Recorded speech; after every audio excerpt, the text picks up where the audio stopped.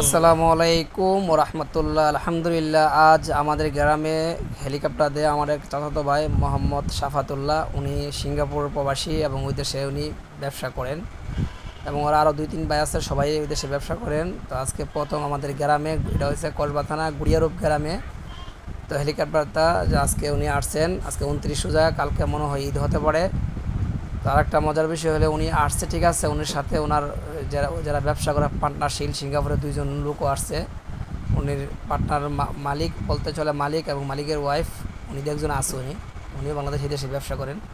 তো আলহামদুলিল্লাহ অনেক সুন্দর। আর গ্রাম অঞ্চলে তো বোঝনি, হেলিকপ্টারটা লোক আসলে নামলে এটা মনে হয় আমাদের এলাকাতে প্রবাস থেকে, মানে এমনি তো হেলিকপ্টারটা অনেকগুলো আসতে পারে, তো প্রবাস থেকেই মনে প্রথম আসছে হেলিকপ্টারটা একজন লোক। তো আলহামদুলিল্লাহ আমার চাচাতো ভাই। কিন্তু একটা মজার বিষয় হলো আমাদের এলাকার প্রচুর পরিমাণ লোক এই জিনিসটা দেখে, আর আশেপাশে 2-1 গ্রাম থেকে কিছু লোক আসছে, এসে সবাই একটু আনন্দিত করে। যারা যে জিনিসটা হঠাৎ করে দেখে তাদের কাছে একটা আনন্দ লাগবে। অনেকেরা বিমান হেলিকপ্টার সবসময় দেখেন যারা প্রবাসে যান অথবা বিমানে উঠেন, কিন্তু হেলিকপ্টার যে হঠাৎ করে গ্রামে এসে নামে এবং সবাই যে এটা আটকা দেখে, সবার কাছে একটা আনন্দ লাগে। তো এই হলো আমাদের এই গ্রামের দৃশ্য, আমাদের গুড়িয়ারূপ গ্রাম। দেখেন এইমাত্র ওরা হেলিকপ্টারটা নামবে, নামার পরে ওদেরকে বিদায় দিবে, বিদায় দিয়ে হেলিকপ্টার চলে যাবে।